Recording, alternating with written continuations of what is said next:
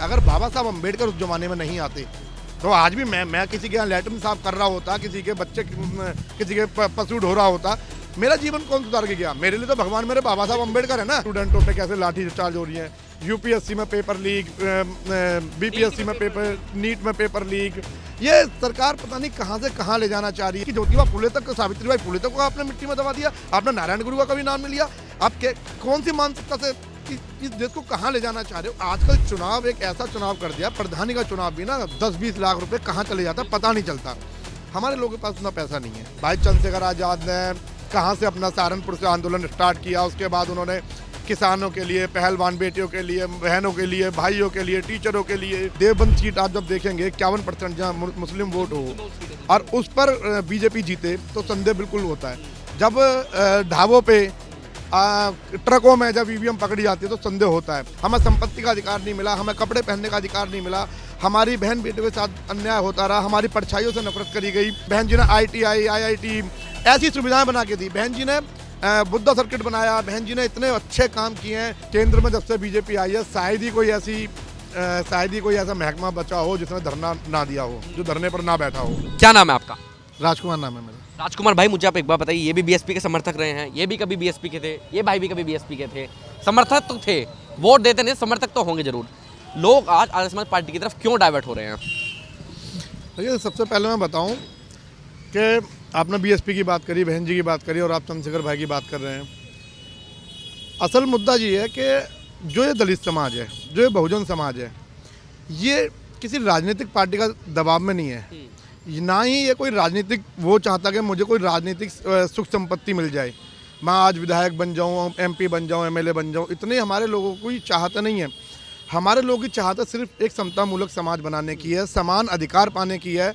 मैं आपको अगर भाई कह के बात कर रहा हूँ, भाई जी कह के बात कर रहा हूँ, तो मैं सिर्फ इतना चाहता हूँ कि मुझे भी आप भाई जी कह के बात करें। लड़ाई हमारी एक विचारधारा की लड़ाई है।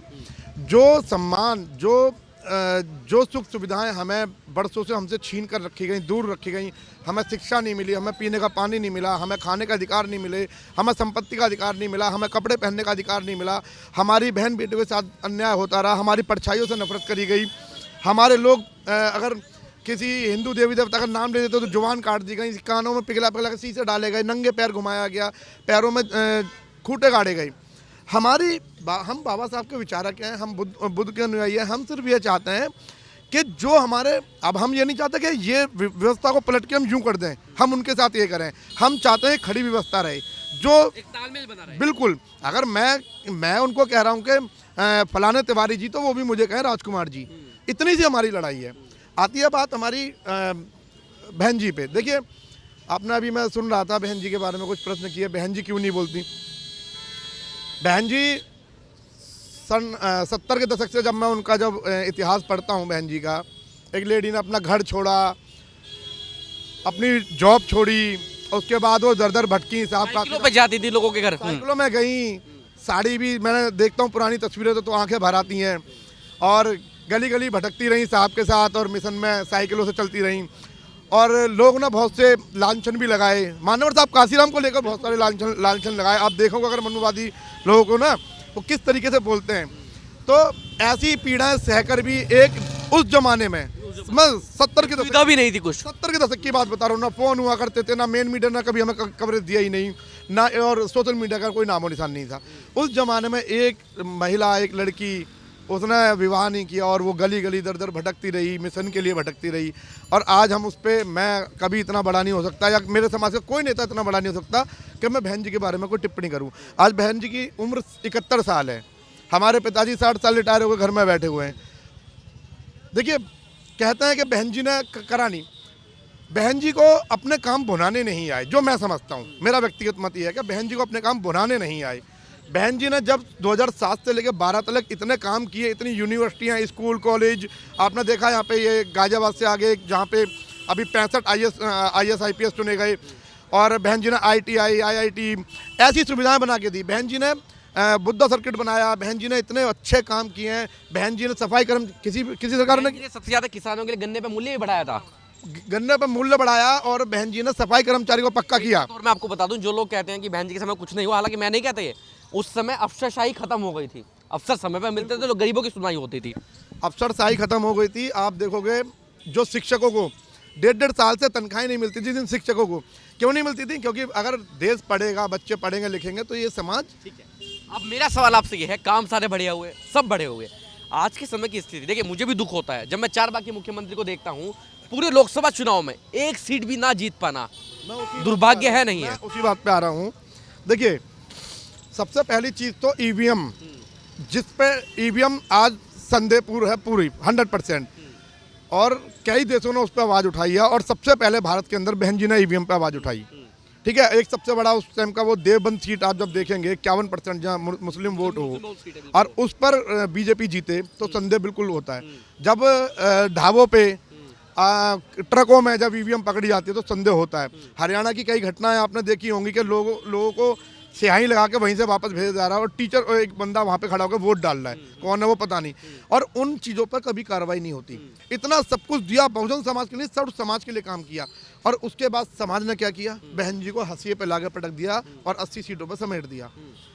एक व्यक्ति की हिम्मत टूटती है। आप यहाँ पे माइक लेके खड़े हुए हैं, दर दर अपने वाहन से घूम रहे हैं, ठंड में से कुर्ते में, और आपको लोग तवज्जो ना दें, आप कितने दिन तक वो कर पाएंगे, वो भी इस उम्र पे आके? उसके बाद भी बहन जी ने बहुत काम किया। हाँ, मैं मानता हूँ कि पिछले कुछ 1-2 चुनाव से बहन जी ने उस तरीके से मोर्चा नहीं संभाला।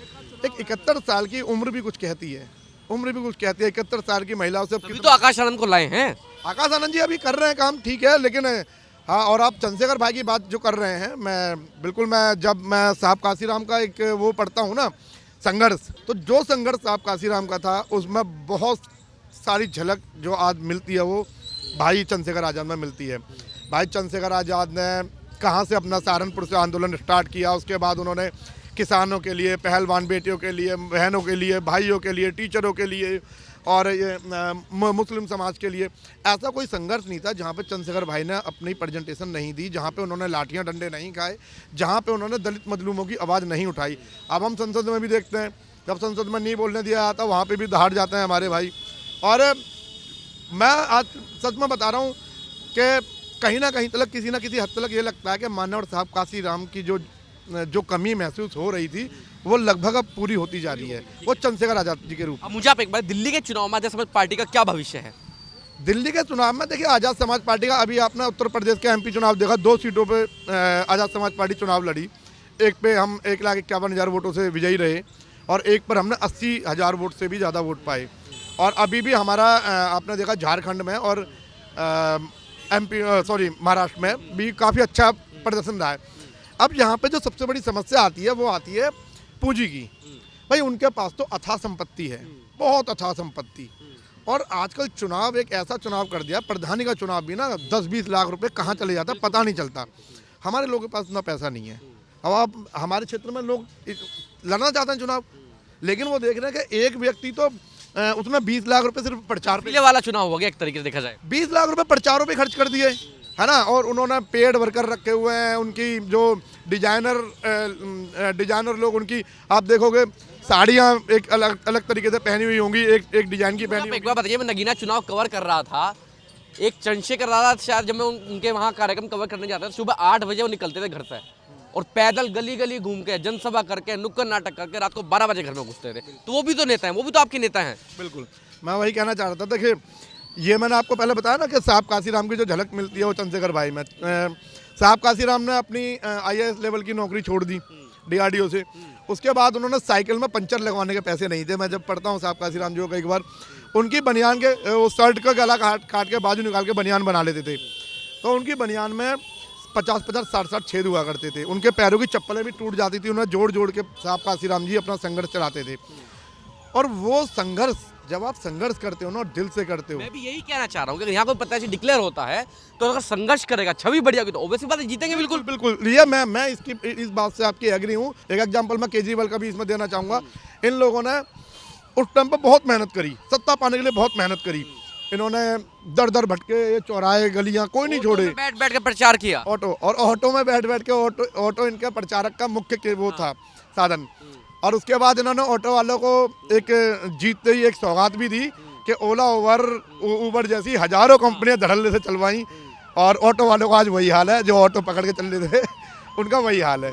ऑटो वालों को बहुत अच्छी सौगात दी। अब मेरा आखिरी सवाल आपसे ये है कि क्या चंद्रशेखर में भविष्य देखते हैं बहुजन समाज के लोग? बिल्कुल, देखिए मैं आपको पहले ही बता चुका हूँ, अब हम जितने भी अभी संघर्ष देखते हैं, जितने भी संघर्ष हो रहे हैं, चाहे किसी बहन की आवाज़ हो, चाहे किसी भाई की आवाज़ हो, चाहे किसी भी दलित मजलूम मुसलमान की आवाज़ हो, किसी भी पक्ष की आवाज़ हो, अब आप देख रहे हो केंद्र में जब से बीजेपी आई है शायद ही कोई ऐसा महकमा बचा हो जिसने धरना ना दिया हो, जो धरने पर ना बैठा हो। ठीक है, शायद ही ऐसा कोई, अभी आप देख रहे हो स्टूडेंटों पे कैसे लाठी चार्ज हो रही है, यूपीएससी में पेपर लीक, बीपीएससी में पेपर, नीट में पेपर लीक। ये सरकार पता नहीं कहाँ से कहाँ ले जाना चाह रही है। राम मंदिर तुम्हारा बना दिया शिक्षा विक्षा पे, और राम मंदिर बनाने में तेजी पूरी दिखाई, लेकिन जो 21 एम्स बनाने थे आज उनका नामो निशान नहीं है, बस शिलान्यास कागजों में रह गए वो। आपने देखा गृह मंत्री ने कितना भद्दा बयान दिया बाबा साहब के लिए। आप तो भगवान का नाम जप रहे थे, आप कैसे गुलाम बन गए? और हमें तो मिले ही जीवन जब बेहतर। भाई भगवान कौन होता है? भगवान वो होता है जो आपको अच्छा जीवन दे, आपको अच्छी शिक्षा। मैं भी हूँ, आप भी हो, कोई भी हो। मेरे लिए भगवान कौन होगा? मेरे माँ बाप। लेकिन मेरे माँ बाप भी मुझे वो सुविधाएं नहीं दे पाते। अगर बाबा साहब अम्बेडकर उस जमाने में नहीं आते तो आज भी मैं किसी के यहाँ लैट्रिन साफ कर रहा होता, किसी के बच्चे, किसी के पशु ढो रहा होता, मेरा जीवन कौन सुधार के गया? मेरे लिए तो भगवान मेरे बाबा साहब अम्बेडकर है ना। अच्छे कपड़ों में खड़ा हूँ, अच्छा खाना खाता हूँ, अच्छी पढ़ाई, ग्रेजुएट हो रखा हूँ, सब बाबा साहब की बदौलत है। और ये बाबा साहब जो संविधान में हमारे लिए जो एकता का प्रावधान देके गए, उसको असल अमली जामा हमारे साहब काशी राम और बहन जी जैसे। आखिरी मेरा सवाल, समाज को क्या संदेश देना चाहेंगे जो समाज भटका हुआ है, इधर उधर है?